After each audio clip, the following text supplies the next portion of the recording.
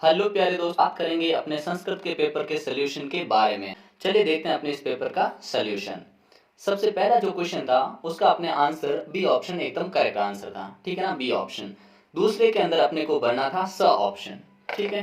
चलिए देखते हैं नेक्स्ट। तीसरे के अंदर विद्याधनम, ठीक है ना, स ऑप्शन करेक्ट होता। चौथे के अंदर ऑप्शन सही हो, फिर पांचवें के अंदर अपने बी ऑप्शन करेक्ट हो जाएगा, ठीक है। फिर छठा क्वेश्चन देखते हैं।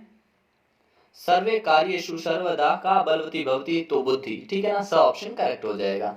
फिर नेक्स्ट अपने जिसमें आपको संधि विच्छेद करना था उसके अंदर बी ऑप्शन करेक्ट है। अगला क्वेश्चन है अपना पंडितः जनः, इसके अंदर अपने संधि हो जाएगी ए ऑप्शन, ठीक है ना। अगला था अपने जिसके अंदर अपने को वो ऑप्शन करेक्ट चुनना था, इसमें बी ऑप्शन एकदम करेक्ट आंसर हो जाएगा। फिर 10वें के अंदर नमस्ते ऑप्शन अकरेक्ट होगा। 11वें के अंदर अपने स ऑप्शन एकदम करेक्ट आंसर है, ठीक है। फिर है कर्मधारय समासस्य उदाहरणमस्ति, ठीक है। तो इसमें नीलकमल, नीलकंठ, नीला है कंठ जिनका, ये बहुब्रीहि समास है, ठीक है। फिर इसके अंदर अपने उपसर्ग कौन सा था, तो उद उपसर्ग था, ठीक है। अगला प्रश्न देखते हैं। दुर्बलम, अब इसको संधि मतलब उपसर्ग अलग करना था तो दूर, ठीक है ना, ए ऑप्शन हो जाएगा करेक्ट आंसर। अगला देखते हैं अपने पहले में कुमारी, ठीक है ना, दूसरे में गुणवान, ठीक है, तीसरे में कर्णियम, ठीक है, और फिर अपने चौथे में तव भरना था, छात्राय भरना था, ठीक है, और क्रीडिष्यति, ठीक है ना, इसमें भरना था क्रीडिष्यति, ठीक है। फिर सातवें के अंदर हो जाता अपने करिष्यामी, ठीक है ना, करिष्यामी, मी छोटा करना है ना, करिष्यामी, ठीक है। अगला देखते हैं अपने। अब यहाँ से आपके लिए आ जाता है इसमें पढ़ के आपको गद्यांश को पढ़ के आंसर देना था, ठीक है ना। तो एक शब्द वाले तो सामने लिखे हैं, तो इसका हो जाता आपने अनुशासनस्य, ठीक है। दूसरे का हो जाता आपने छात्रा, तीसरे का आपने अनुशासित लिखा होगा, और चौथे में ईश्वरस्य, ठीक है। फिर पूर्ण वाक्य में उत्तर देना था, ठीक है, जिसमें अनुशासनम किम भवति, तो इसका आंसर अपने पहली लाइन आंसर था, ठीक है। दूसरा देखते हैं अपने नेक्स्ट है ये दूसरा किमर्थम, इसका अगर आंसर है आपने यहाँ से यहाँ तक लिखा तो एकदम करेक्ट है, जो कि तीन बड़े बड़े शब्द हैं ये वाले, ठीक है ना, ये अपना आंसर है, ठीक है। अगला था आपने तीसरा जिसके अंदर क सदा फलम भवति, ठीक है। तो तीसरे का आंसर ये लास्ट वाली लाइन थी, ठीक है ना, यहाँ से यहाँ तक लिखना था, तो ये लिखा तो एकदम आपके करेक्ट आंसर है, ठीक है। फिर इसका अपने को समुचितम शीर्षकम लिखा था, शीर्षक लिखना था तो अनुशासन महत्व, अनुशासन का महत्व, ठीक है। उसके बाद देखते हैं ये क्वेश्चन थे, ये आपने अच्छे से कर लिए होंगे, ठीक है।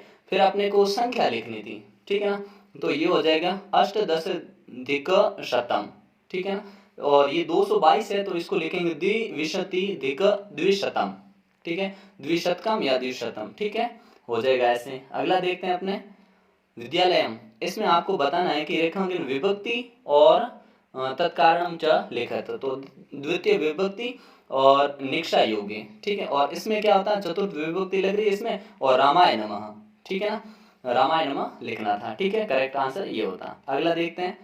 आपको इसमें प्रश्न निर्माण करना, ठीक है ना, तो इसमें करना था आपको कह, ये सुरादीप लिखा ना, इसकी जगह लिखना कह, ठीक है। और यहाँ पे कसमें या काम, इन आंसर इनमें से करेक्ट है, ठीक है।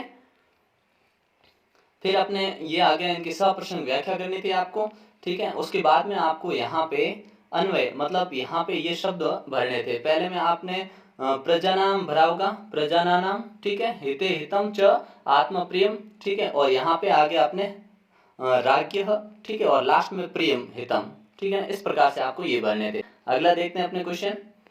यहाँ पे आपको पाठ्य पुस्तक के 2 श्लोक लिखने थे, फिर हिंदी जननी तुल्यम वत्सला, इस पाठ का हिंदी में भाषा में सार लिखना था। उसमें क्या करना था, ये मिलान, कानने, कानने मतलब वन जंगल, ठीक है, और जम्बू का श्रृंगार, ठीक है ना, ये मिसप्रिंट हो सकता है, बाकी मिलान इसी से था आपको, ठीक है।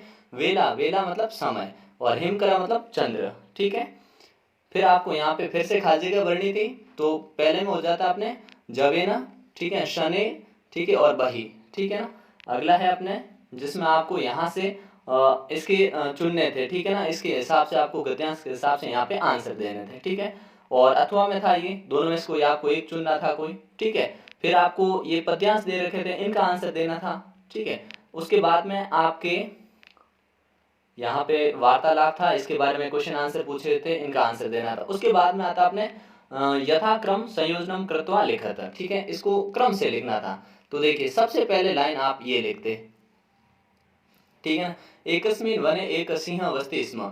दूसरे नंबर पे आपको ये लिखनी थी, एकता स जाले बध, ठीक है। और तीसरे नंबर पे आपको लिखना था ये, स संपूर्ण प्रयासम अकरोत पर अबंधनात् न मुक्त।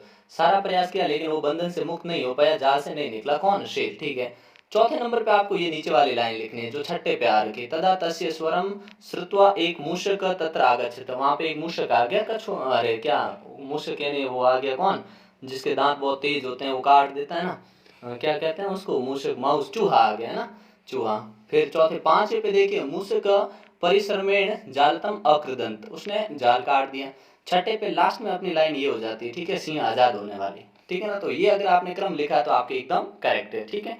अब अगला देखते हैं, इसके अथवा में आपको यहाँ से एक संस्कृत भाषा है महत्वम, इस पे आपको अनुच्छेद लिखना था, कहने का मतलब मंजूषायाम लिखना था, ठीक है। अब इसके अलावा आपको यहाँ पे या तो आप प्रार्थना पत्र लिख देते, नहीं तो आपको ये भरना था खाली जगह में, ठीक है।